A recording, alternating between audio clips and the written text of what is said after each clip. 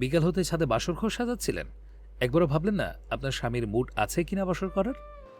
চৈতিকার বুকে উথাল পাথাল ঢেউ গর্জে উঠতে শুরু করলো নিমেষেই। গলা শুকিয়ে কাঠ, ফাঁকা ঢোক গিলল সে। চক্ষুদয় পিটপিট করে বলল, শুভ জন্মদিন। ২৬ পেরিয়ে ২৭ হলো।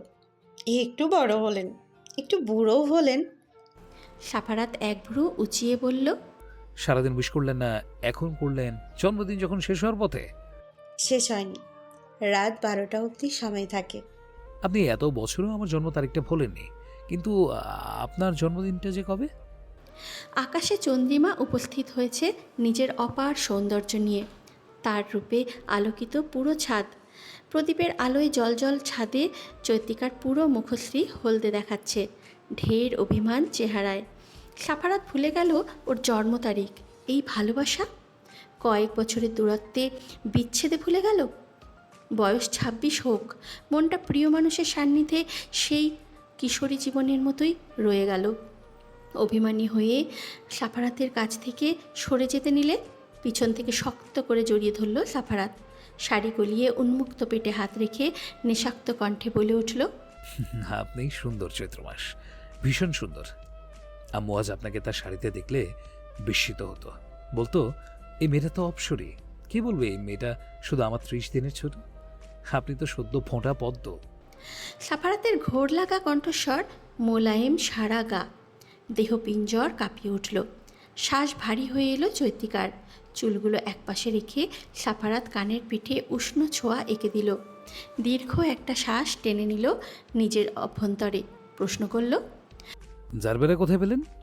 চৈতিকা তৎক্ষণাৎ উত্তর দিতে পারল না। রয়ে শয়ে বলল, আনিয়েছি বাজার থেকে। আপনি বিয়ের পর থেকে আমায় দিচ্ছেন না। সাফারাত সুপ্ত হেসে বলে উঠল, চালাক হয়ে গেলেন চৈত্র। অবশ্য আপনি চালাক, তবে বোকা শুধু আমার কাছেই। কথাটা বলেই সাফারাত পাজা খোলা করে চৈতিকাকে নিয়ে দোলনায় বসে পড়ল।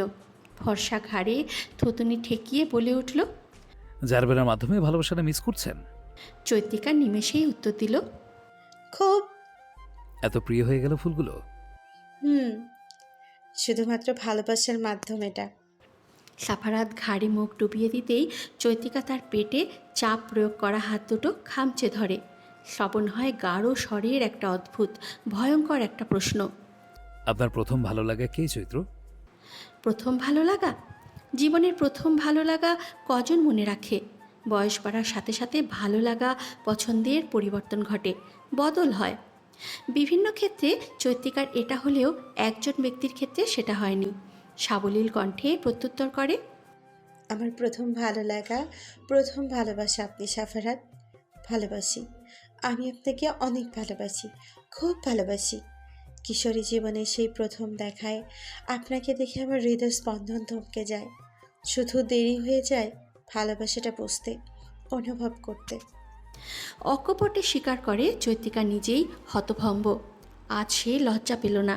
সাফারাতের লঘুস্বর শুনতে পায়, হৃদয় নিংড়ানো স্বর। কয়েক মাস আগে যখন জার্মানি থেকে ফিরে আপনার খোঁজে সিলেট গিয়ে না পেয়ে ব্যর্থ হয়ে ঢাকাতে চলে আসি, তারপর একদিন জ্যামে আটকা পড়ি। গাড়িতে বসে বাইরে তাকিয়েছিলাম, তখনই চোখ পড়ে একটা সুতির থ্রি পিস পরিহিতা মেয়ে মাথায় ঘোমটা টেনে ফুটপাত ধরে হেঁটে আসছে। চৈত্র মাসের গরমে অবস্থা নাচেহাল মেয়েটার, কপাল থেকে ঘাম বেয়ে পড়ছে। ছোট্ট একটা ফুল বিক্রেতা শিশু এক বালতি জারবেরা নিয়ে মেয়েটার পথ আটকে দাঁড়ায়। মেয়েটা হাসি মুখে একটা জারবেরা হাতে তুলে নেয়, সাথে সাথে একটা ছবি তুলে রাখি আমি মেয়েটার। কারণ ৮ বছর আগে যে কিশোরী চৈত্রকে খুঁজতে আমি সিলেট গিয়েছিলাম, সে আমার চোখের সামনে, যাকে চিনতে আমার এক মুহূর্ত লাগলো না। পার্থক্য সময়ের সাথে মেয়েটার চেহারায় পরিবর্তন হয়েছে একটুখানি। আগের চেয়েও দ্বিগুণ মায়াবিনী, সুন্দর হয়ে উঠেছে। কিছু সেকেন্ড পর সুন্দর সেই চৈত্র নামের মেয়েটা ছোট শিশুটার বালতিতে ফুলটা রেখে গালে হাত বুলিয়ে চলে যায়। সেদিন হতে জারবেরা আমার পছন্দের তালিকায় জায়গা করে নিল, হয়ে উঠল আমার প্রেম নিবেদনের মাধ্যম। চৈতিকা চমকিত নয়নে তাকালো সাফারাতের মুখের দিকে। সাফারাত তখন মাদকতাময় দৃষ্টি মেলে চিকন অধরের দিকে চেয়ে বলল, আপনি আমাকে জন্মদিনের গিফট দেবেন না চৈত্র? আমি কিন্তু অগ্রিম গিফট দিয়েছি আপনাকে, যেটা এই মুহূর্তে আপনার পেটে অবস্থান করছে। আর ৮ মাস পরেই এক ফালি সুখ নিয়ে হাজির হবে। বন্ধুত্বের কোনো সুবিধা পেলাম না, সব নিজেই জোর করে আদায় করতে হয়, অস্থির আমাকেই হতে হয়। চৈতিকা লজ্জা পেল। দক্ষিণা শীতল হাওয়ায় নিভে গেল সবকটা বাতি। শুধু ছাদের মাঝে থাকা একটা প্রদীপ বাদে, তাও বাতিটার আগুন নিভু নিভু। চাঁদ মুখ লুকিয়েছে, জ্যোৎস্না বিলীন করছে না আর। সাফারাতের চোখে হাত চেপে রইল চৈত্রিকা। সাফারাত বাধা দিল না, কোমর জড়িয়ে কাছে টেনে নিয়ে বলে উঠল। Ready ma'am. চৈত্রিকা নিজের ওষ্ঠযুগল এগিয়ে আনলো সম্মুখের মানুষটার ঠোঁটের কাছাকাছি, অতি নিকটস্থে। বুকটা দুরু দুরু করছে, অস্বাভাবিক শরীরের কার্যকলাপ। শিরায় উপশিরায় রন্ধ্রে রন্ধ্রে শিহরণ বয়ে যাচ্ছে। ঠোঁট দুটোতে নিজের ওষ্ঠাধর আলতো ছোঁয়াতেই সারা দেহ কায়া বজ্রপাতের ন্যায় কেঁপে উঠল। চোখ বুজে মিশিয়ে দিল দুই অধর। সাফারাত তা সাদরে আঁকড়ে ধরল। পরম সুখের নেশায় মত্ত মাতাল হলো যেন দুজনে, দুটো হৃৎপিণ্ড। 4 মাসের অন্তঃসত্ত্বা চৈত্রিকা ব্যালকনির রেলিংয়ে এক হাত চেপে দাঁড়িয়ে আছে। বাড়ির বড়সড় রাজকীয় গেট দিয়ে প্রবেশ করছে লাশবাহী গাড়িটা। অদ্ভুত ব্যাপার হলো, বাড়িতে একজন সদস্যের লাশ আসছে, অথচ কান্নার রোল পড়েনি। কারো ক্রন্দন চিৎকার আসছে না চৈত্রিকার কর্ণধারে। চৈত্রিকা ধীরে ধীরে নিচে নেমে এলো। বিদায়ের সব আয়োজন হয়ে গেছে, কাফনের কাপড়ও রেডি। মৌসুমীর চোখ দুটো ফোলা। চৈত্রিকাকে দেখে জড়িয়ে ধরে কাঁদল সে। আবেগে নাকি ভুলে বস্তির মেয়েটাকে জড়িয়ে ধরল। চৈত্রিকার হাসি পাচ্ছে ভীষণ। মৃত্যু মানুষটার শান্তির অবসান ঘটিয়ে দিল। শাস্তিটা আরেকটু দীর্ঘ হতে পারল না। বাতাবি লেবু গাছের ফাঁক দিয়ে কচি রাঙা রৌদ্র আসছে। বাগানের একপাশে শেষ আয়োজন চলছে সুফিয়া বেগমের। সকালে দ্বিতীয়বার হার্ট অ্যাটাক করলে ওনাকে হাসপাতালে নেওয়া হয়। ফিনাইলের উদ্ভট গন্ধে মাখা 4 দেয়ালের মাঝে তিনি নিজের শেষ নিঃশ্বাস ত্যাগ করেন। চিরতরে হারিয়ে যান খ্যাতি হতে। মেদিনীর মোহমায়া তো তখনই ত্যাগ করেছেন যখন দিনের পর দিন মাসের পর মাস পচিয়ে পচিয়ে মরণ যন্ত্রণা ভোগ করেছেন বিছানায় কাতরে। সেই সময়টাতে বিশ্রী গন্ধে কেউ ওনার রুমে পা রাখত না, এমনকি মিনা পর্যন্ত না। রাখত শুধু একটা মানুষ। চৈত্রিকা অবাক হতো সাফারাতকে দেখে। কতই না নির্দ্বিধায় লোকটা সুফিয়া বেগমের ঘরে যেত। চৈত্রিকাও যেত, তবে শেষ দিকে যাওয়া হতো না আর। গেলেই গড়গড় করে বমি করে দিত। সুফিয়া বেগমের লাশ আনার পর চৈত্রিকা একটা বারও সাফারাতকে দেখতে পায়নি, এমনকি বাড়িতেই আসেনি। হসপিটালে থাকতে ফোন করে শুধু এতটুকুই জানায় সুফিয়া আহমেদ আর নেই। চৈত্রিকার ওনার মৃত্যুর কথা শুনে চমকায়নি, বরং সেই মুহূর্তে স্তব্ধতায় বিমূঢ়তায় খাড়া হয়ে পড়ে পুরুষালী গম্ভীর স্বরে সুফিয়া আহমেদ নামটা কর্ণকুহরে পৌঁছাতেই।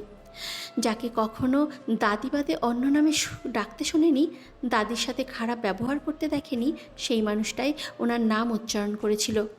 কিছু একটা ছিল সাফারাতের কণ্ঠে, বিয়োগের ছাপ। কষ্ট ছিল না, একদম সাবলীল স্বাভাবিক ঠান্ডা ছিল কণ্ঠটা। চৈত্রিকা ফোন হাতে নিল। সাফারাত কোথায় জানতে হবে ওর। আজ বড্ড রহস্যময় লাগছে সাফারাতকে। চৈত্রিকার মনে হচ্ছে সে কিছু একটা মিস করছে, কিছু একটা তার আড়ালে রয়ে গেছে। সাফারাতকে আরেকটু বোঝার বাকি রইল কি? দ্রুত ডায়াল করলো সাফারাতের নাম্বারে। অপর পাশের মানুষটা সঙ্গে সঙ্গে কলটা রিসিভ করলো। গম্ভীর স্বরে বলল, চিন্তা করবেন না চৈত্র, চিন্তা করলে আমাদের সন্তানের ক্ষতি হবে। আমি আসছি। কোথায় আপনি? চৈত্রিকার কণ্ঠে বিস্ময়, প্রবল উত্তেজনা। সাফারাত? সাফারাত আশেপাশে তাকালো, তৎপরে চাইল মায়ের কবরটার দিকে। উত্তপ্ত সুদীর্ঘ নিঃশ্বাস উন্মুক্ত অন্তরিক্ষের তলে বিসর্জন দিয়ে বলে উঠল, আম্মুকে জানাতে এলাম বহু বছর পর তার অপরাধীর পতন ঘটেছে। আসছি। কল সংযোগে বিচ্ছিন্ন হয়ে গেল তৎক্ষণাৎ। চৈত্রিকা বড় সড়ো ঝটকা খেল। ফোন হাতে পিছিয়ে গেল কয়েক পা। তার সজাগ মস্তিষ্ক নানাবিধ কল্পনায় ব্যস্ত। মুখ দিয়ে অস্ফুট স্বরে বেরিয়ে এলো, সাফারাত? সাফারাত জানি নাকি আমায় বোঝার ভুল? এ কেমন রহস্য? বাড়ির প্রবেশদ্বার হতে কারো গলার আওয়াজ কর্ণে আসছে, উচ্চ চিৎকার, চেঁচামেচির তীক্ষ্ণ শব্দ। মৌসুমী দৌড়ে গেলেন সেদিকে। ধীর পায়ে চৈত্রিকাও গেল।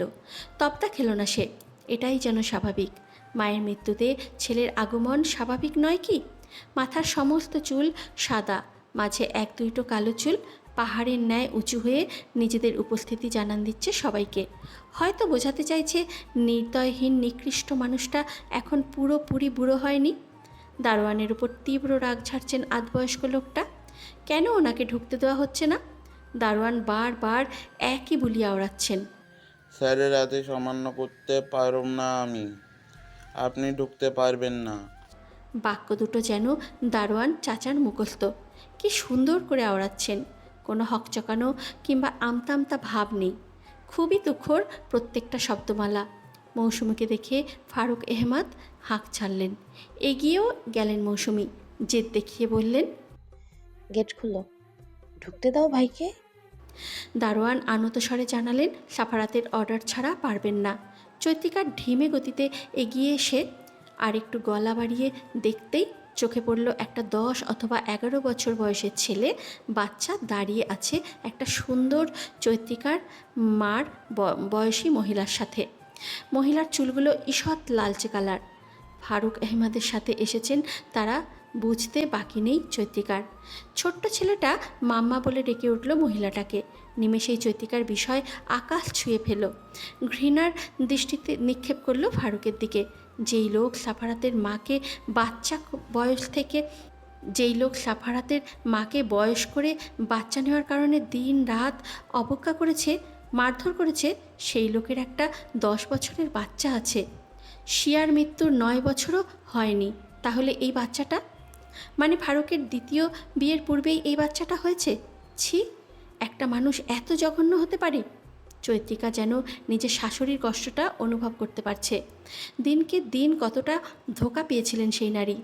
হয়তো জানতেন স্বামী পরকীয়ায় জড়িয়ে অবৈধ বাচ্চার বাপও হতে যাচ্ছেন, যা তিনি কাউকে জানাননি। হয়তো লজ্জায় কিংবা তীব্র কষ্টে। মৌসুমীর কর্কশ কণ্ঠে চৈত্রিকা সম্বিত ফিরে পায়। তিনি দাঁতে দাঁত চেপে বলে উঠলেন, এই মেয়ে, তুমি বললে নিশ্চয়ই ঢুকতে দেবে। বাড়ি তো এখন তোমার, সব লুটে নিয়েছো, ছেলেটাকে মায়া জাদু করেছো, এখন দারোয়ানকে বলো ভাই ভাবিকে ঢুকতে দিতে। গিরগিটি। হ্যাঁ, মৌসুমীর জন্য এই শব্দটা শব্দভাণ্ডার থেকে খুঁজে বের করলো চৈত্রিকা। ক্ষণে ক্ষণে বর্ণ পাল্টায় এই মহিলা। চৈত্রিকা মুখ লুকিয়ে তাচ্ছিল্য হাসল। ফারুক আহমেদ, ওনার ওয়াইফ এবং মরা বাড়িতে আসা কয়েকজন মানুষের তীক্ষ্ণ দৃষ্টি ওর দিকে। মুহূর্তেই নিজের নরম কোমল মন লুকিয়ে শক্ত রূপ ধারণ করলো চৈত্রিকা। ছোট্ট নিঃশ্বাস ফেলে কঠোর কণ্ঠে বলে উঠল, এই লোক নিজের প্রথম স্ত্রী, নিজের অংশ সন্তানকে আগুনে পুড়ে যাওয়ার খবর শুনে মরার খবর শোনার অপেক্ষা করে? তার মতো নিকৃষ্ট মানবের অপবিত্র পদধূলি পড়তে দিব না আমি আমার এই বাড়িতে। এটা আমার, সে আমার গড়া রাজ্য, কলঙ্ক মুক্ত প্রত্যেকটা দেওয়াল। চৈত্রিকার মুখের আদল বদলে গেছে। ফর্সা বদন রক্তিম হয়ে উঠেছে। মৌসুমী, ফারুক নিস্তব্ধ। সবার দুই ঠোঁট আলগা হয়েছে বেশ। তন্মধ্যে গেটের কাছে একটা গাড়ি আসতেই দারোয়ান দৌড়ে গেট খুলে দেয়। সোজা গ্যারেজে না গিয়ে গাড়িটা চৈত্রিকার কাছে ঘেঁষে থেমে যায়। দরজা খুলে বেরিয়ে আসে সাফারাত। আর চোখে এক নজর তাকায় গেটের দিকে। চোয়াল শক্ত হয়ে আসে তার। কপালের শিরাগুলো দপ দপ করে ওঠে। রাগ নিবারণের নিমিত্তে অভ্যাসবশত শক্তপোক্ত পেশিবহুল হাত দুখানা মুঠিবদ্ধ হয় 5 আঙুল। ধূসর রঙা 2 চোখ তীব্র দাহে জ্বালা করে উঠল। ঘাড় বাঁকিয়ে কাটকাট গলায় দারোয়ানের উদ্দেশ্যে বলল সাফারাত, গেট লাগান। দারোয়ান গেট লাগিয়ে দিল ফারুকের মুখের উপর। ফারুক ডাকলেন সাফারাতের নাম ধরে, কিন্তু তা সাফারাতের শ্রবণগ্রন্থিতে পৌঁছালো কিনা সন্দেহাতীত। কেননা চৈত্রিকার হাত আঁকড়ে ধরে বড় বড় পা ফেলে অতিক্রম করে ফেলেছে অনেকখানি রাস্তা। চৈত্রিকা নীরবে নিশ্চুপে বাধ্যমের মতো স্বামীর পাশে হেঁটে চলেছে। কানা ঘোষা ফিসফিস শুরু হয় চারিদিকে। চোখ মুখে ঢের নিন্দার পাহাড় চলছে। চৈত্রিকা মেয়েটাই হয়তো স্বামীকে উস্কে দিয়েছে, নয়তো আপন বাপকে কেন বাড়িতে ঢুকতে দিচ্ছে না? এত খারাপ ছেলে যে কিনা বাপকে মায়ের লাশ দেখতে দিচ্ছে না।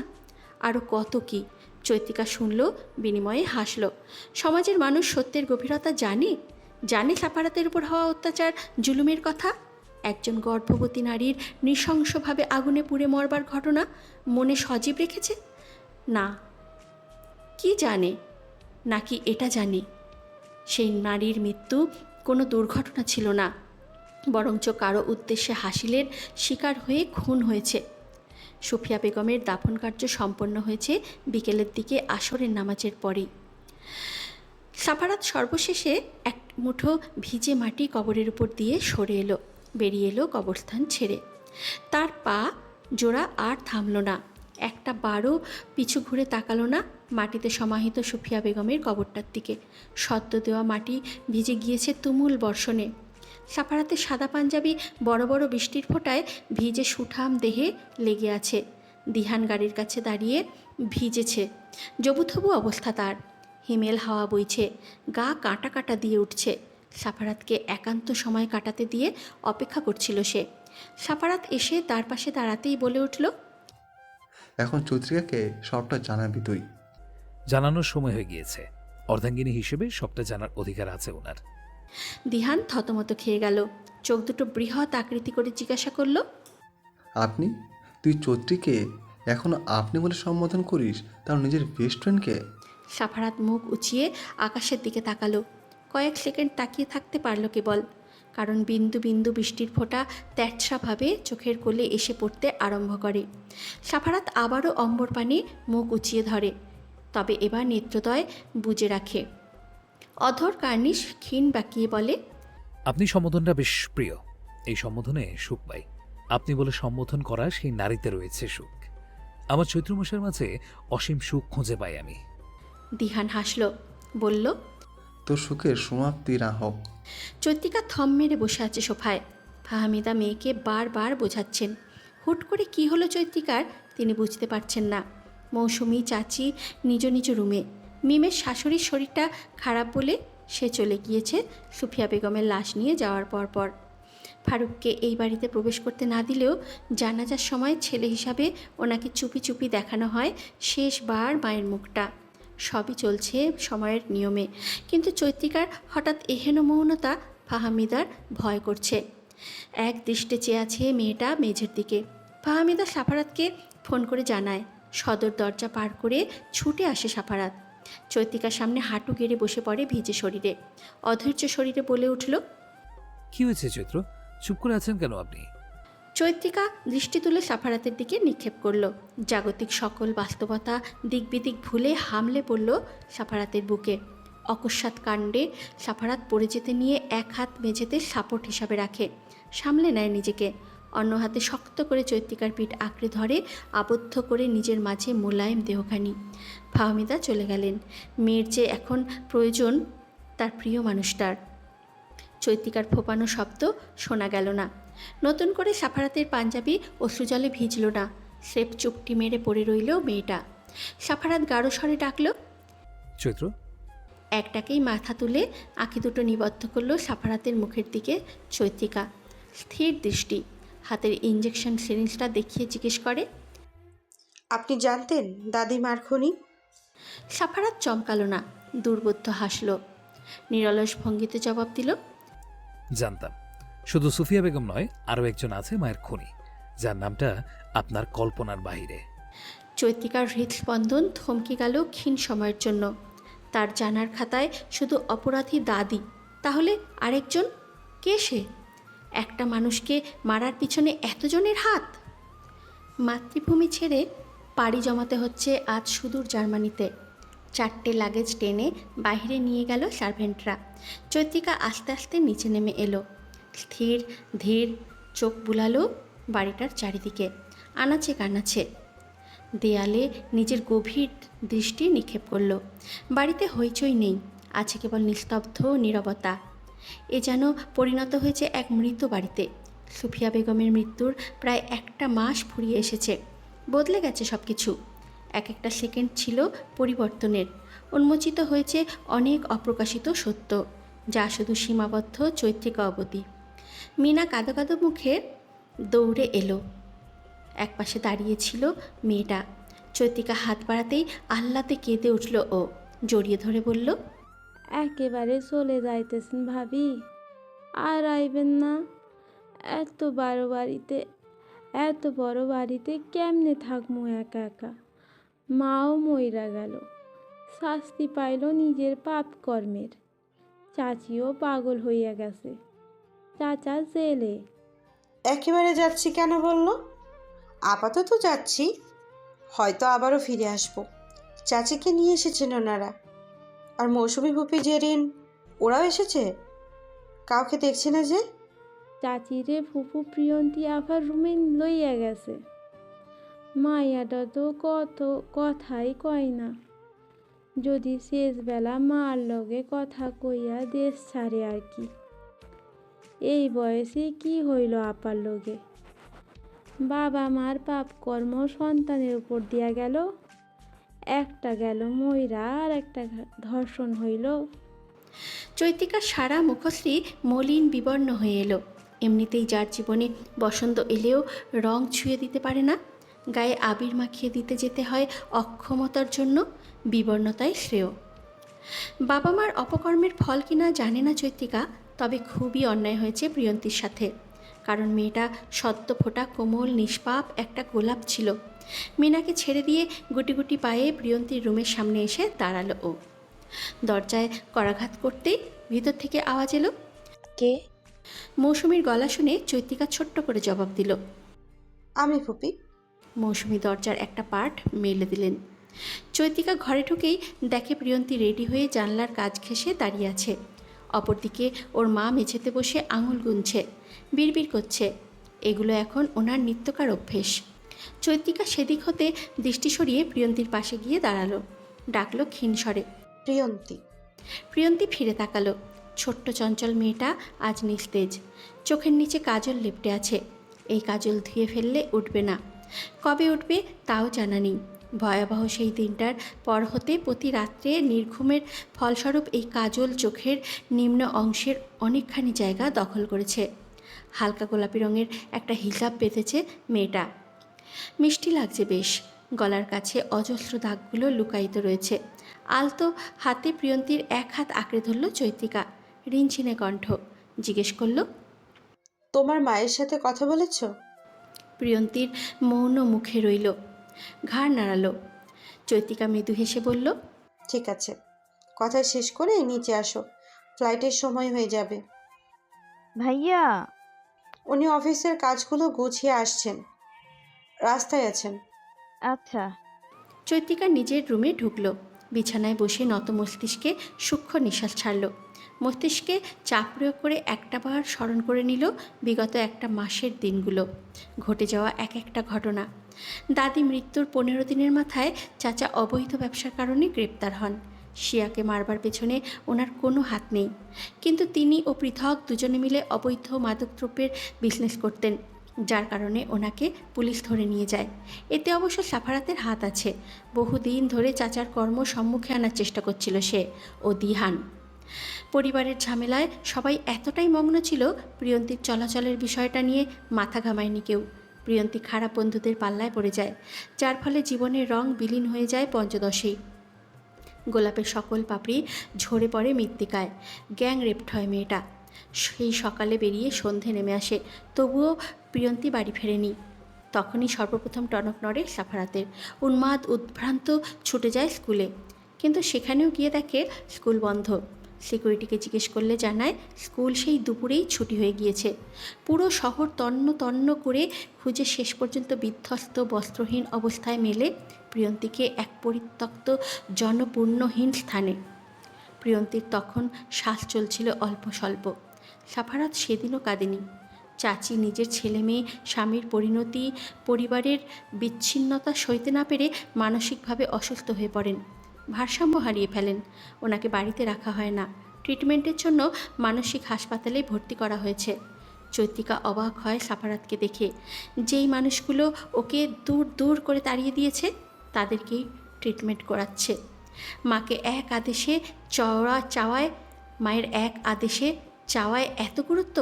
রুমে কারো পায়ের শব্দে চৈত্রিকার সকল ভাবনা দূর হয়ে গেল। কল্পনার চিন্তার সুতোতে টান পড়ল। সাফারাত গায়ের জ্যাকেট খুলে এক নজর তাকালো চৈত্রিকার দিকে। চৈত্রিকা তীক্ষ্ণ দৃষ্টি অবলোকন করে উঠে আসতে নিলে সাফারাত গম্ভীর স্বরে বলে উঠল, আপনি বসুন চৈত্র, আমি আমার কাপড় বের করে নিব। প্রিয়ন্তী রেডি? আপনার জন্য আমি লেবুর শরবত নিয়ে আসছি। বাইরে গরম ছিল আজ, একটু পরেই আবারও জার্নি করতে হবে। সাফারাত হাতের তোয়ালে রেখে চৈত্রিকার সামনে এসে হাঁটু কেড়ে বসল। গরমে ঘাম ঝরছে ললাট বেয়ে। চৈত্রিকার দুই হাতের ভাঁজে চুমু খেলো। গাঢ় গভীর ছিল উষ্ণ ওষ্ঠদ্বয়ের ছোঁয়া।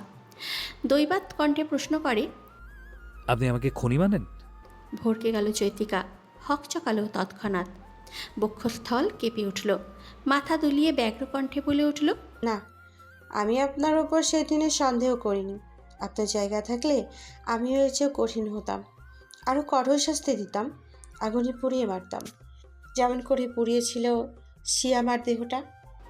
সাফারাত তুখর দৃষ্টি জ্ঞাপন করল চৈত্রিকার চেহারার দিকে। দুই কপল ফুলে আছে। চিকন চাকন গড়নের মেয়েটার অন্তঃসত্ত্বা অবস্থায় শরীরের পরিবর্তন হয়েছে, মোটা হয়েছে একটুখানি, গালে লালের আস্তরণ। সাফারাত সরব করে বলে উঠল, এত উত্তেজিত হবেন না। রক্তিম রূপে আপনাকে দারুণ লাগে চৈত্র মাস।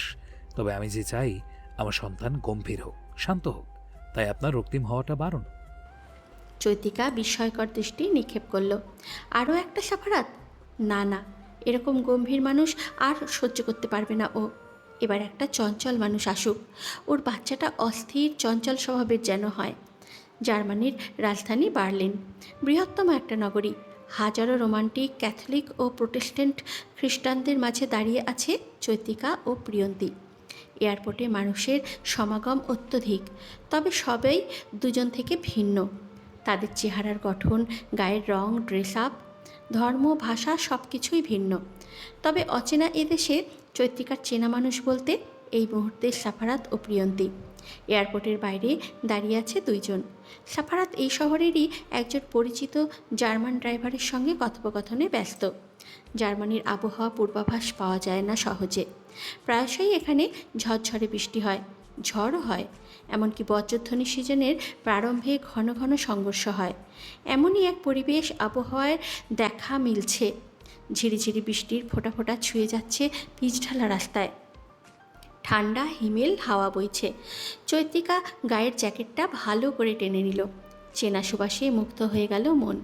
গা থেকে খুলে অতি যত্ন সহকারে প্রিয় মানুষটাকে জড়িয়ে দিয়ে গেছে ওর অঙ্গে। বাংলাদেশ ছেড়ে আসার মুহূর্তে চৈত্রিকার মনে হচ্ছিল মিম মাকে সঙ্গে নিয়ে আসতে। কিন্তু প্রকৃতির নিয়ম যে ব্যতিক্রম। তাদের নিজস্ব জীবন আছে, সংসার আছে। তবে সাফারাত বলছে ফাহমিদাকে খুব শীঘ্রই এখানে নিয়ে আসবে। সাফারাত এখানকার নাগরিকত্ব পেলেও চৈত্রিকা ও প্রিয়ন্তীর পাওয়া এখনও অনিশ্চিত। বিজনেস আগে থেকে এখানে সেট থাকায় সাফারাত আবারও এখানে ফিরে আসে। এখানে থেকেই বিজনেস সামলাবে। বাংলাদেশ ফিরে গেলেও সবসময় থাকার মন মানসিকতা আর নেই তার। চৈত্রিকাও চায় সাফারাত সকল প্রতারণা কষ্ট ভুলে যাক, নতুন করে বাঁচুক। হয়তো এই জন্যই এদেশে থাকার চিন্তা ভাবনা। আলু বেগম, সিনথিয়া, আয়ান, আয়মান সবাই সুফিয়া বেগমের মৃত্যুর পরপরই জার্মানি চলে আসে। আলো কাল রাতেও ফোন করেছিল, কিন্তু অদ্ভুত ব্যাপার হলো সাফারাত ফোনটা ধরতে দেয়নি। প্রথমে ব্যাপক চমকায় চৈত্রিকা, পর মুহূর্তে এটা শুনে খুশি হয়। আলো জানে না ওদের ফ্লাইট কবে।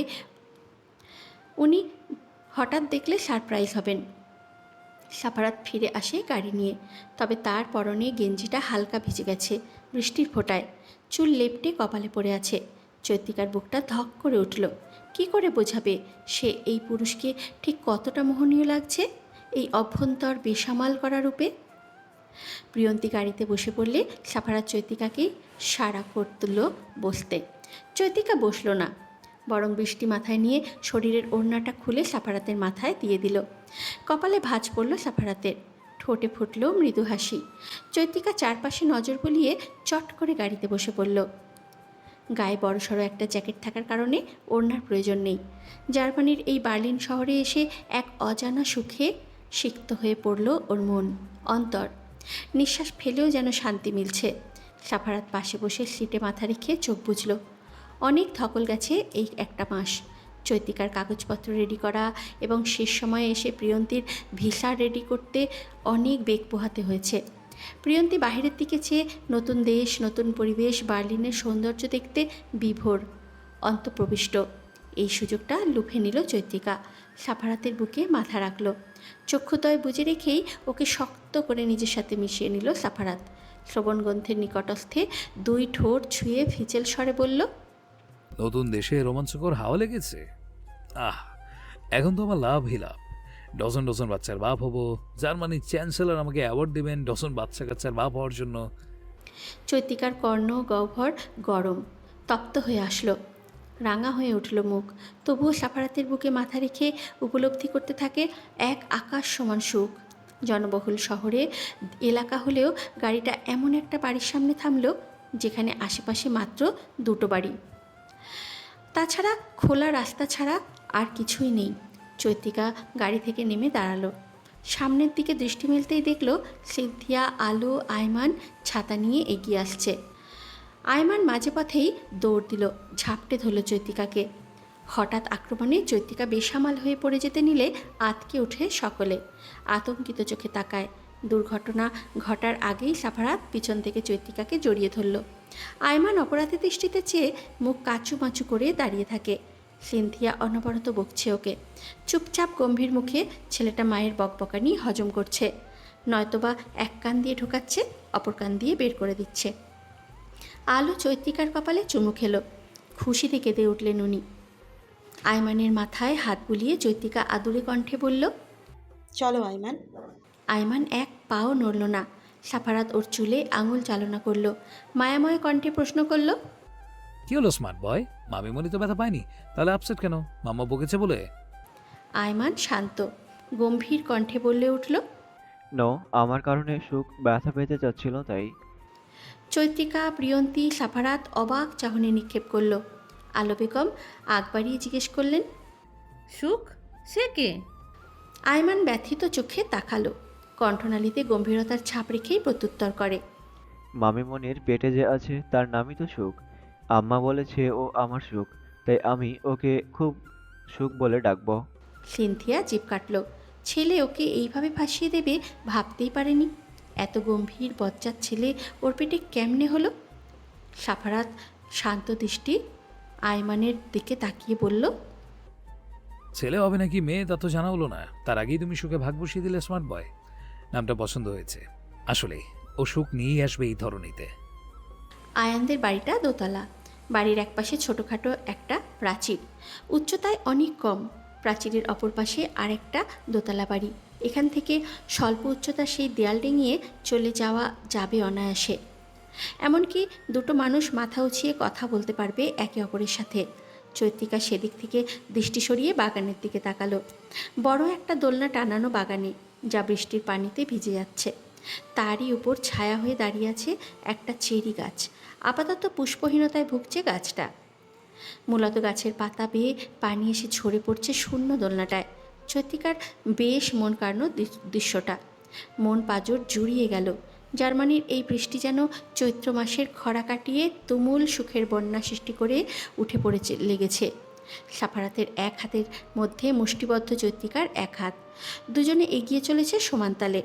ক্ষীণ সময় পরপর চৈত্রিকা সাফারাতের বুকের কাছ থেকে সরে দৃষ্টি বোলাচ্ছে আশেপাশে। এই মুহূর্তের পরিবেশটা ভয়ঙ্কর, মারাত্মক। সবার সাথে বাড়ির মধ্যে ঢুকলো ওরা। প্রথমেই চৈত্রিকার নজর গিয়ে ঠেকে ড্রয়িং রুমের বিশাল দেয়ালের একাংশ জুড়ে বড় এক ফ্রেমে বন্দি সুঠাম দেহের সুদর্শন এক যুবকের ছবির দিকে। চৈত্রিকার বুকটা তরতর করে কাঁপল। হৃদয় নাড়ানো অনুভূতি হলো বুঝি। ছবিতে সাফারাত যেন ঠিক ওর দিকেই চেয়ে আছে। কে বলবে এটা ওর খালামণির বাড়ি? এ যেন সাফারাতেরই নিজস্ব বাড়ি। সত্যি অনুভূতিটা বেশ আপন আপন। চৈত্রিকার কোনো খালা নেই। আলোকে দেখলে ওর মনে হয় সাফারাত এদিক থেকে লাকি, ভীষণ লাকি। আলো বেগমের মাঝে শিয়ার প্রতিচ্ছবি দেখতে পায় চৈত্রিকা। যদিও সে শিয়াকে দেখেনি। আচ্ছা, সাফারাতও কি ওর মতো করে মায়ের প্রতিচ্ছবি, মামা গন্ধ খুঁজে পায় ওদের সামনে? চোখ আনন্দপূর্ণ অশ্রু নিয়ে দাঁড়িয়ে থাকা অর্ধবয়স্ক মহিলাকে দেখে হয়তো পায়। দীর্ঘ ভ্রমণ প্রেগন্যান্সি অবস্থায় বেশ কষ্টজনক ছিল চৈত্রিকার ক্ষেত্রে। সাফারাত ওকে সোফায় বসিয়ে দিল। বছরখানেক আগে যখন সিনথিয়াকে নিয়ে আসে এখানে, তখন তার জন্য একটা রুম নির্দিষ্ট করে দেওয়া হয়, যে রুমের প্রত্যেকটা আসবাব জিনিস আলো নিজ হাতে সাজিয়েছেন। নির্দিষ্ট সেই রুমে জীবনের অনেকগুলো বছর কেটেছে সাফারাতের। পার্থক্য এতকাল সেই কক্ষে একা থাকতো সে, এখন থেকে ওর জীবনে দ্বিতীয় নারী থাকবে। রুমের অর্ধাংশ দখল করে রাজত্ব চালাবে। একটা মেয়ে সার্ভেন্ট এগিয়ে এলো। চোখ তুলে মেয়েটার দিকে তাকালো চৈতিকা। পরনে হাঁটুর নিচ অবধি স্কার্ট, উপরের অংশে শার্ট, সাদা ধপধপে পায়ের উন্মুক্ত অংশ। চেহারার আকৃতিও বেশ সুন্দর, চুলগুলো কালো রঙের। চৈতিকা বুঝতে পারে অপরূপ সুন্দর মেয়েটা জার্মানির স্থায়ী বাসিন্দা। আলো বেগম আদেশ করলেন মেয়েটাকে লাগেজগুলো রুমে পাঠাতে। মেয়েটা ইয়েস ম্যাম বলে লাগেজগুলো টেনে নিয়ে যায়। অতি সূক্ষ্ম এবং মিহি ছিল সেই কণ্ঠস্বর। মেয়েটার নামটা স্পষ্ট শোনেনি চৈত্রিকা, হয়তো শুনেছে, কিন্তু এরকম নাম শুনতে কিংবা উচ্চারণ করতে অভ্যস্ত নয় বলে ঠিক মনে করতে পারছে না। ক্যাথরিন ছিল বোধহয় নামটা। ক্লান্ত অবিশ্রান্ত হওয়ার কারণে চৈত্রিকাকে নিয়ে রুমে এলো সিনথিয়া। ফ্রেশ হতে নিতে বলল। বার্লিন শহরে নেমে এসেছে সন্ধ্যা। ঘড়িতে তখন 6:47। চৈত্রিকা লাগেজ থেকে একটা ড্রেস নিয়ে গোসল সেরে এলো। রুমে আসতেই দেখে সাফারাত ফ্রেশ না হয়েই শুয়ে আছে বিছানায় শটানভাবে। হয়তো ক্লান্তি ঘিরে ধরেছে তাকে। চুল থেকে তোয়ালে সরিয়ে চেয়ারের উপরে মেলে দিল। সাফারাত 2 চোখ বুজে তপ্ত নিঃশ্বাস ফেলছে। চৈত্রিকা খানিক উঁচু পেটটা নিয়ে আস্তে আস্তে হেঁটে পাশে বসলো। সাফারাতের মুখের দিকে চেয়ে থাকলো মন্ত্রমুগ্ধ হয়ে। কি সুন্দর এই মানুষটা! এত মায়াময় মানুষটার জীবন কেন এত বিষাক্ত ছিল? চৈত্রিকা হাত ওঠালো চুলে হাত বুলিয়ে দেওয়ার উদ্দেশ্যে। পরক্ষণেই সাফারাত বিরক্ত হয়ে যদি তা ভেবে সরিয়ে আনলো। পাশ থেকে উঠতে নিলে সুরসুর করে কর্ণকুহরে পৌঁছালো। শত্রু উঠছেন কেন? ব্যাস, আর ওঠা হলো না। এক বাক্যে সারা অঙ্গ স্থির। সাফারাত চক্ষু মেলল, তবে শোয়া হতে উঠল না। বরং চৈত্রিকার এক হাত টেনে সম্পূর্ণ দেহটা বুকের উপর এনে জড়িয়ে ধরল ওকে। হঠাৎ কাণ্ডে চৈত্রিকার হৃদস্পন্দন চক্রাকারে বৃদ্ধি পেয়ে গেল যেন। নিঃশ্বাস কেমন থমকে গেল। বুকে উথাল পাথাল ঢেউ গর্জে উঠল। একগাছি ভেজা চুল সাফারাতের নাকের কাছে গিয়ে ঠেকল। প্রাণ মন ভরে সেই ভেজা সিক্ত ঘ্রাণ নাসারন্ধ্র তারা টেনে নিতে শুরু করে সাফারাত। চৈত্রিকার কোমর জড়িয়ে ধরে খুবই আলতো বাঁধনে। চৈত্রিকা হতবাক, বিস্মিত নেত্রে চেয়ে রইল। হুট করেই সেকেন্ডের ব্যবধানেই ওর চাউনি বদলে লজ্জায় রাঙা হয়ে উঠল, পরিণত হয় লজ্জিত দৃষ্টিতে। সাফারাত মাদকতাময় চাহনিতে চেয়ে আছে। দুচক্ষে নেশা, কণ্ঠ গাঢ় শীতল। বলল, ভালো আছেন আপনারা? চৈত্রিকা তবদা খেয়ে গেল। হুটহাট এই প্রশ্ন কাঁপিয়ে তোলে ওকে। প্রশান্তিতে ভরে যায় মন। বলতে ইচ্ছে করে, এভাবে জিজ্ঞেস করলে খারাপ থাকা যায়? উল্টো বুকে ঢোল বাজে। ছোট্ট করে বলল, আলহামদুলিল্লাহ। এইটুকু বলে থামল। ক্ষীণ সময় পরে জিজ্ঞেস করে উঠল, আপনার কি ক্লান্তি লাগছে? সাফারাত ঠোঁটের কোণ বাঁকালো। টুপ করে গালে চুমু খেয়ে বলে, ছিলাম। আপনার শরীরের স্পর্শ, ঘ্রাণ, আপনার মিষ্টি প্রশ্ন, কণ্ঠস্বর, স্নিগ্ধ চেহারা, আপনি সবকিছু আমার সকল ক্লান্তি দূর করে দিয়েছে। নিজেকে স্ট্রং ফিল হচ্ছে। আপনি আমাকে কখনো ছেড়ে যাবেন না চৈত্র। আপনার ঘ্রাণ, স্পর্শ, আপনি না থাকলে এই পৃথিবীতে থাকার জন্য কোনো কারণ থাকবে না আমার নিকট। থাকতে পারবো না আপনাকে ছাড়া। চৈত্রিকা 2 হাতে ঝাপটে ধরল সাফারাতকে শক্ত করে। সাফারাত মাথায় ভেজা চুলে হাত বুলিয়ে বলে উঠল, কি করছেন? আমাকে এত জোরে জড়িয়ে ধুলে সুখ ব্যথা পাবে তো? বুক থেকে মুখ তুলে চোখের পল্লব ঝাঁকিয়ে মিটমিট করে চাইল চৈত্রিকা সাফারাতের হাস্যোজ্জ্বল মুখের দিকে। হতবিহ্বল হয়ে প্রশ্ন করে বসল, আপনিও আয়মানের মতো বলছেন? সুখ তো। সুখকে আপনি দুঃখ দিতে চান? চৈত্রিকা একগাল হেসে বলল, সুখকে কখনো দুঃখ দেওয়া যায় না। আচ্ছা, সুখের আম্মুকে আদর করা যায়? লজ্জায় চোখ নামিয়ে ফেলল চৈত্রিকা। মাথা উপর নিচ করে বলল, নির্দ্বিধায় করা যায়। নির্দ্বিধায় করি সবসময়। তাই বলেই তো সুখে পৃথিবীতে আসার ভিসা পেয়ে গেল। অধৈর্য হয়েছে, আদরে কিপটামি করিনি। চৈত্রিকা আর মুখ তুলতে পারল না। নিশ্চুপ হয়ে পড়ে রইল শক্তপোক্ত প্রশস্ত বুকটায়। লুকিয়ে রাখল লাল মুখশ্রী। গতকাল পুরো একটা বৃষ্টিমুখর দিন রাত পার হবার পর একটা সুন্দর সকালের দেখা মেলে বার্লিন নগরীতে। চৈত্রিকা বিছানা ছেড়ে রুমের একপাশে দেয়ালের পরিবর্তে দেয়া বড় কাচটার সম্মুখে এসে দাঁড়ালো। এখনও কাছে পানি লেগে আছে। গত রাত্রে আয়ান ও আলো বেগমের হাজব্যান্ডের সাথে দেখা হয় ডিনার টাইমে। রাতে আলো বেগম নিজ হাতে ওদের জন্য কয়েক ধরনের বাঙালি খাবার রান্না করে। সবাই তৃপ্তি করে খেলেও চৈত্রিকা একটা বিষয় খেয়াল করে, অন্য কেউ করেছে কিনা জানে না। তবে সাফারাত আলো বেগমের রান্না করা একটা জিনিসও খায়নি। সিনথিয়ার ডাল রান্না করে রেখেছিল, সেটাই খেয়েছিল শুধু। আলো বেগম, খালু, আয়ান অনেক সাধলেও সাফারাত জানায় এখন শুধু তার ডাল দিয়ে খেতে ইচ্ছে করছে, কোনো প্রকার ভারী খাবার খেতে ইচ্ছে করছে না। আলো বেগমের একটু মন খারাপ হয়েছে, তা ওনার মুখ দেখেই চৈত্রিকা বুঝে ফেলল। কিন্তু সবার সামনে সাফারাতের মুখের উপর কিছু বলতে পারছিল না। হয়তো সত্যিই শরীর খারাপ লাগছিল তার। সন্ধে হতেই তো ক্লান্ত ছিল। বিশাল কাচে একটা অবয়ব দেখে জড়সড় হয়ে দাঁড়ালো চৈত্রিকা। পিছন হতে একজোড়া ঠোঁট উষ্ণ ছোঁয়া এঁকে দিল ওর কানে। নিমেষেই চোখ বুজে আসলো। কণ্ঠনালীর ঠিক বাঁ পাশে দীর্ঘ গভীর চুমু খেয়ে বলে উঠল সাফারাত, রেডি হয়ে নিন, প্রিয়ন্তীকেও বলুন, আমরা বের হব, ব্রেকফাস্ট বাইরে করব। চৈত্রিকার কণ্ঠে অবাকতার দেখা মেলে। কোথায় যাব? সাফারাত কাচের দেয়ালের উপর রাখা চৈত্রিকার হাতটার উপর হাত রাখে, কাঁধে থুতনি ঠেকিয়ে বলে, সুখের আম্মার জন্য সারপ্রাইজ আছে। নীরবে হাসল চৈত্রিকা, মনে মনে আওড়ালো, সাফারাতের চৈত্র মাস, সুখের আম্মা, উফ এত সুখ। বড় একটা রাউন্ড ড্রেস পরেছে চৈত্রিকা, গলায় স্কার্ট পেঁচানো। পাশেই প্রিয়ন্তী হাঁটছে। মেয়েটা আজকাল কথা বলে না, প্রয়োজনে দুই ঠোঁট আলগা হয় ওর। সাফারাত গাড়ি পার্ক করে ওদের পাশে এসে হাঁটতে থাকে। গাড়িটা ওর নিজের, এদেশে ড্রাইভিং লাইসেন্স আছে তার। অফিসের কাজও আবার স্টার্ট হয়ে গিয়েছে। হাঁটার তালে তালে সে নীরব প্রিয়ন্তীর হাতটা ধরল। প্রিয়ন্তী ভাইয়ের স্পর্শে চমকালো না। সাফারাত ওর জীবনে যে সুখ আনার চেষ্টা করেছে ও তা ভালো করে বুঝতে পারছে। যার সাথে বাবা মা এত অন্যায় করেছে সেই মানুষটা কি সুন্দর আগলে রেখেছে ওকে। সমাজের তুচ্ছ দৃষ্টি থেকে বাঁচিয়েছে, মৃত্যু না বেছে লড়াই করতে শিখেছে। প্রিয়ন্তী জানে বাবা মার সাফারাতের উপর করা অত্যাচারের কথা। কম বয়সে মেয়েটা জীবনের সকল ভয়ঙ্কর পরিস্থিতির মুখোমুখি হয়েছে। চঞ্চলতা ভুলে গুমড়ে জীবনযাপন করা শিখেছে। তবুও ভাই নামক মানুষটার জন্য তার দিকে চেয়ে হাসল সে মৃদু। চৈত্রিকার হৃদয় জুড়িয়ে গেল ওদের দেখে।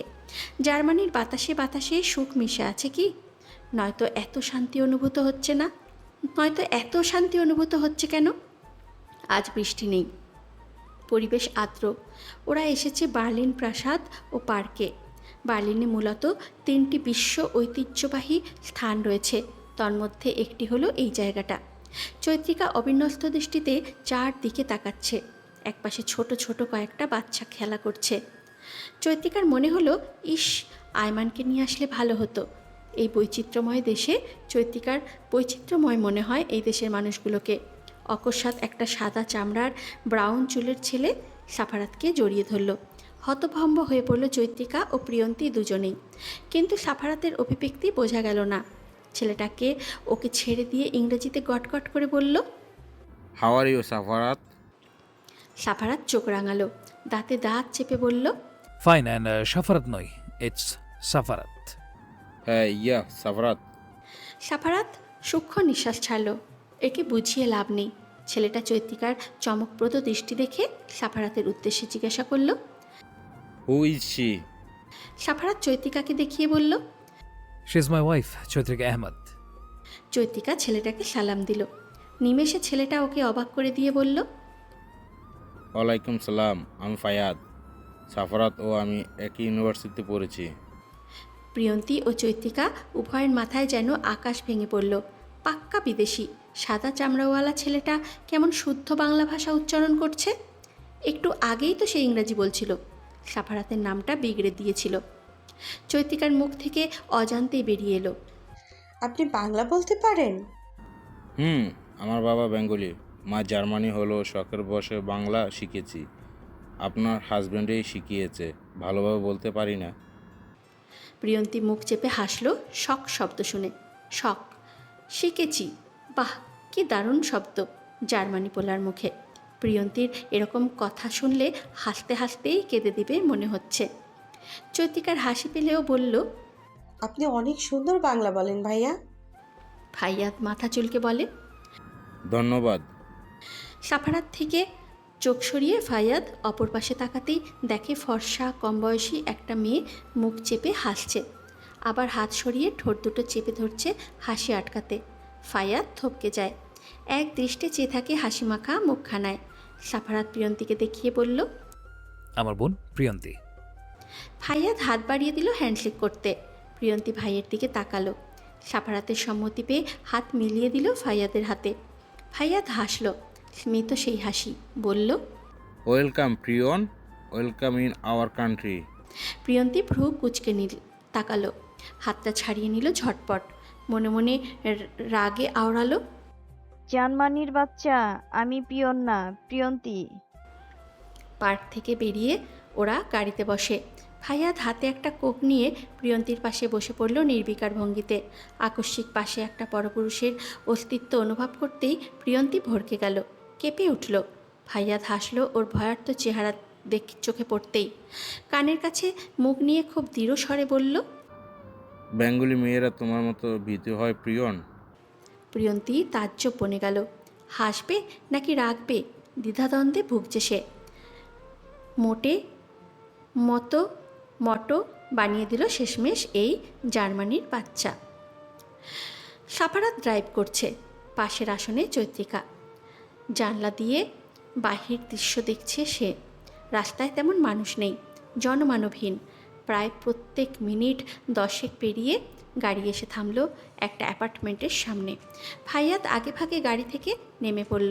সাফারাত নামতেই ওর হাতে একটা চাবি ধরিয়ে দিয়ে বলল, ফ্ল্যাটের চাবি। Lot of thanks Fayad. Chaitrika ও প্রিয়ন্তীকে নিয়ে সাফারাত লিফটে উঠল, পিছু পিছু ফাইয়াদ।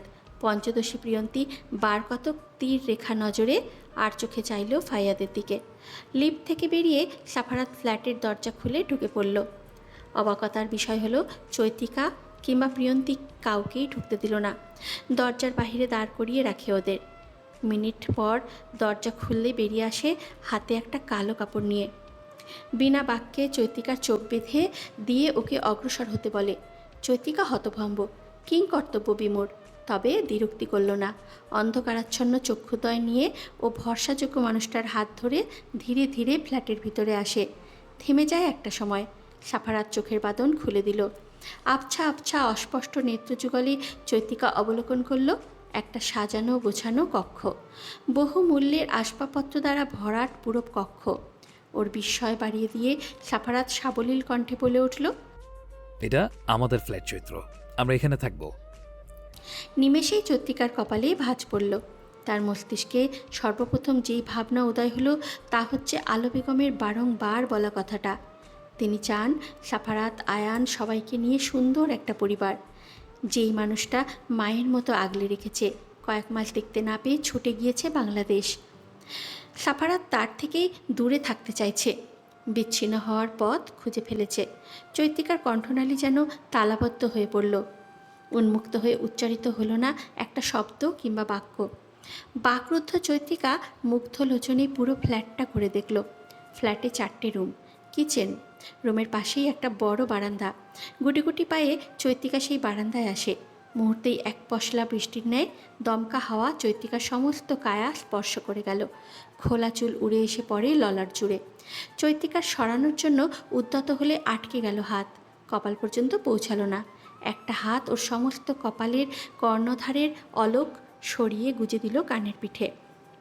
লঘুস্বরে জিজ্ঞাসা করল, ফ্ল্যাটটা আপনার পছন্দ হয়েছে চৈত্র? চৈত্রিকা ঠোঁট চেপে নিরুত্তর হয়ে যায় কিয়তক্ষণ পরিমাণ, সেকেন্ড, মিনিট সময়। মাথা নাড়িয়ে বলে, পছন্দ হয়েছে, কিন্তু খালামণি কি ভাববেন সাফারাত? উনি তো চান আমরা একসাথে থাকি। কিন্তু আমি চাই না, আমি আপনাকে ও প্রিয়ন্তীকে নিয়ে থাকতে চাই। উনার চাওয়ার দাম কেন দিতে হবে আমার? চৈত্রিকা প্রতিবাদ করে বলে উঠল, উনি আপনাকে মায়ের মতো আদর করছেন সাফারাত। সাফারাতের চোখ জ্বালা করে উঠল। অগ্নি নিক্ষেপ করতেই চৈত্রিকা পিছিয়ে গেল একটুখানি, ভয়ার্থ চক্ষু মেলে ধরল। কিছু বলতে নিলে সাফারাত দ্বিরুক্তি করে রোষপূর্ণ স্বরে চাপা গর্জন করে বলল, মায়ের মতন, মা নয় আমার। রাগ মিশ্রিত এই স্বরে চৈত্রিকার ভূতল কাঁপল ক্ষীণ। ঈষৎ বিস্ফোরিত হয়ে এলো নয়নজোড়া। কোনো ক্রমেই মানতে পারছে না ও সাফারাতের গলার উচ্চারিত শেষোক্ত বাক্যখানা। এ কোন সাফারাত? যার চোখে আলো বেগমের জন্য আজ অজস্র শ্রদ্ধা ভালোবাসা দেখেছিল মাত্র 2 মাস পূর্বে বাংলাদেশে। এই গম্ভীর পুরুষ যেন একদমই সেই চরিত্রের ব্যতিক্রম। 2 নেত্রে কেবল ঘৃণা। ভয়ে গলা শুকিয়ে এলো চৈত্রিকার। সাফারাত কি বুঝলো কে জানে। তৎক্ষণাৎ ভিতর হতে পানি নিয়ে এসে চৈত্রিকার মুখের সামনে ধরল। ঢক ঢক করে পানি পান করে শরীরের ভর ছেড়ে দিল চৈত্রিকা শক্ত পাথরের মতো বক্ষে। সাফারাত দৃঢ় বন্ধনে বেঁধে নিল। ক্রমাগত চুমু খেলো চৈত্রিকার মাথায়, গালে, কপালে। নিশ্চুপ চৈত্রিকা পিটপিট করে দেখতে থাকলেও প্রিয় মানুষটার অস্থিরতা কর্ণকুহরে ঝঙ্কার তুলে প্রবেশ করে। আত্মীয়তা সম্পর্কের বেমানিটা আমি আর নিতে পারছি না চৈত্র। চৈত্রিকার অন্তঃস্থল নড়ে উঠল। বিষাদ বেদনার স্পষ্ট আভাস যেন সাফারাতের কণ্ঠে। কে আবার বেইমানি করল? দুপুর নাগাদ চৈত্রিকা, সাফারাত, প্রিয়ন্তী আয়ানদের বাড়িতে ফিরে আসে। ফাইয়াদ ওদের সাথে লাঞ্চ সেরে চলে যায়। যাওয়ার সময় চৈত্রিকা ধন্যবাদ জানায় ফাইয়াদকে, ওদের জন্য এত সুন্দর একটা ফ্ল্যাট খুঁজে বের করেছে বিধায়। মূলত সাফারাতের কথা মতোই ফাইয়াদে এই কাজটা করে। আসার পর থেকে প্রিয়ন্তীর ফাইয়াদের বলা একটা কথা মনে পড়ে হাসি পাচ্ছে। কি সুন্দর করে নরম স্বরে ছেলেটা বলে গেল। আবার দেখা হবে প্রিয়ন। কথাটা কেউ শুনতে পায়নি, শ্রবণ হয় শুধু প্রিয়ন্তীর। খুবই ক্ষীণ স্বরে ওর কানের নিকটে কৌশলে কথাটা বলে যায় ফাইয়াদ। ফাইয়াদের অমন আজব ব্যবহারের কারণ প্রিয়ন্তীর অজানা, তবে ফাইয়াদের কারণেই বহুকাল বহুদিন পর হাসতে পেরে নিজেই চমকিত। চৈত্রিকা বিছানায় বসে আয়মানের সাথে টুকটাক আলাপন চালাচ্ছে। পিচ্ছি একটা ছেলে, অথচ বেশ বুদ্ধিমান সে, এবং মেধাবীও বটে। তখনই সাফারাতের ফোন বেজে ওঠে। ওয়াশরুমে সাফারাত। অগত্যা চৈত্রিকা হাত বাড়িয়ে মোবাইলটা হাতে নিয়ে দেখে দিহান ভিডিও কল দিয়েছে। মিমের কথা মনে পড়তেই চট করে কলটা রিসিভ করলো। নিমেষে একটা হাসি মাখা আদুরে মুখ ভেসে উঠল মোবাইলের স্ক্রিনে। মিম আনন্দে আবেগাপ্লুত হয়ে উঠে বলল, তুমি জার্মানি গিয়ে একদিনই আরও দ্বিগুণ সুন্দরী হয়েছ আপু। ভালো আছি কি না জিজ্ঞেস না করে এমন বলছিস? অভিমান হতো স্বর চৈত্রিকার। মিম তরবর করে বলে ওঠে, তোমার সৌন্দর্য বলে দিচ্ছে। তুমি তো তোমার পেটেরটা ভীষণ ভালো আছে। বাই দ্য ওয়ে আপু, তোমার পাশে ওই হ্যান্ডসাম বয় কী করছে?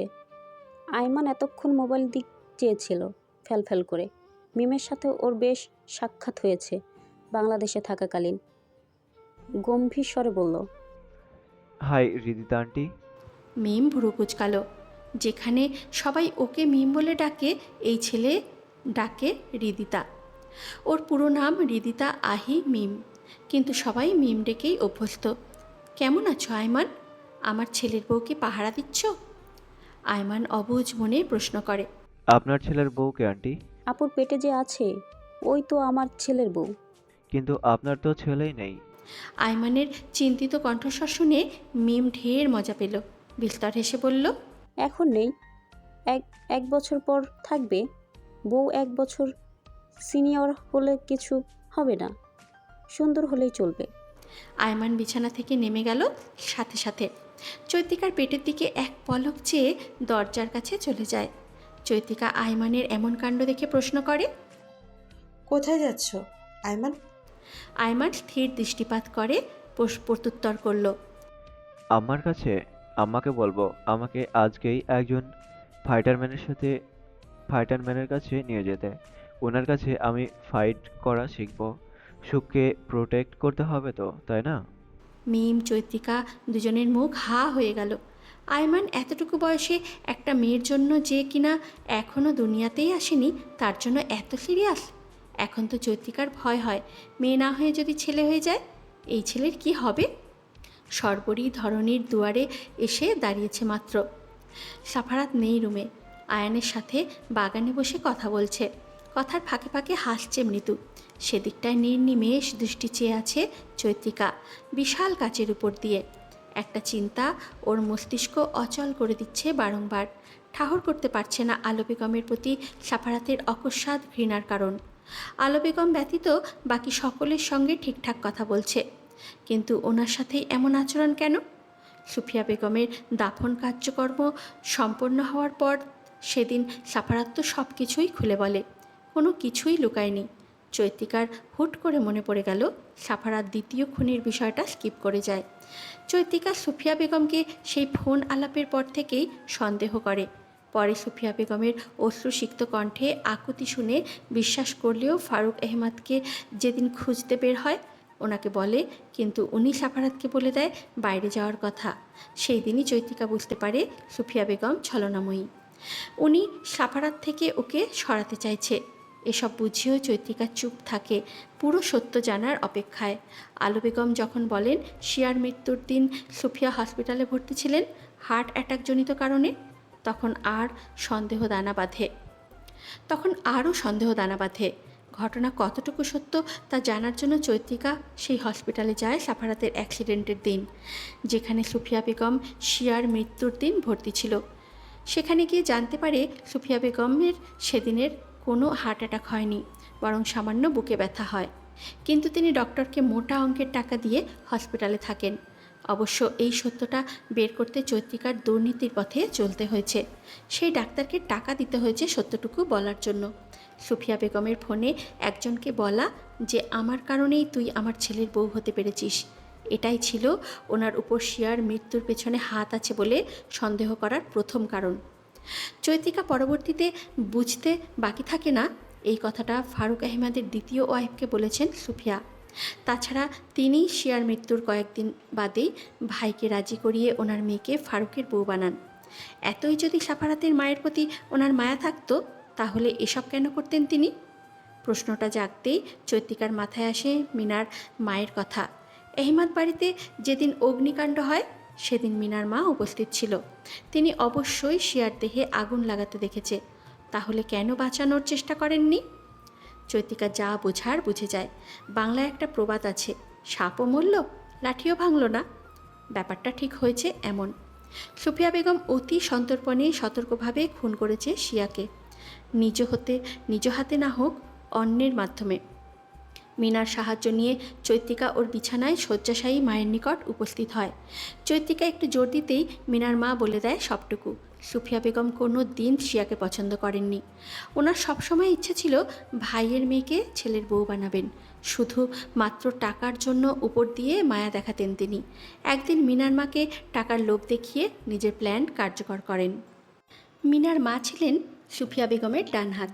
সুফিয়া নিজের সকল জঘন্য কাজ মিনার মায়ের দ্বারাই সম্পন্ন করতেন। এমনই একটা জঘন্য কাজের পরিকল্পনা করতে থাকেন তিনি বহুদিন, বেশ সময় নিয়ে। ছেলের পরকীয়া সম্পর্কিত বিষয়টা তিনি শিয়ার অবগত হওয়ার আগে থেকেই জানতেন। শিয়া যখন দ্বিতীয়বার গর্ভবতী হয় তিনি আড়ালে ছেলেকে উস্কানি দিতেন যেন শিয়ার উপর নির্মম অত্যাচার করে। এ সকল কুকর্মের সাক্ষী ছিল মিনার মা। প্রিয়ন্তীর বাবা মা প্রিয়ন্তী পৃথক যখন বিয়ের জন্য নানার বাড়িতে চলে যায়, সেই সুযোগ বুঝে সুফিয়া বেগম নিজের মুখ্য চাল চালেন। মিনার মাকে আদেশ করেন যেই করেই হোক কৌশলে শিয়াকে মেরে ফেলতে হবে, আর এটাই সুযোগ। এতে কারো উপর কারো সন্দেহ হবে না। মিনার মা প্রথমে ভয় পেলেও সুফিয়া বেগমের দেওয়া টাকার লোভে পড়ে যায়। পরিকল্পনা মতে সুফিয়া বেগম মিথ্যে হার্টের অ্যাটাকের বাহানা ধরে হসপিটালে ভর্তি হয়ে যান। তখন সারা বাড়িতে শিয়া একা এবং মিনার মা। তার উপর অগাধ বিশ্বাস ছিল শিয়ার।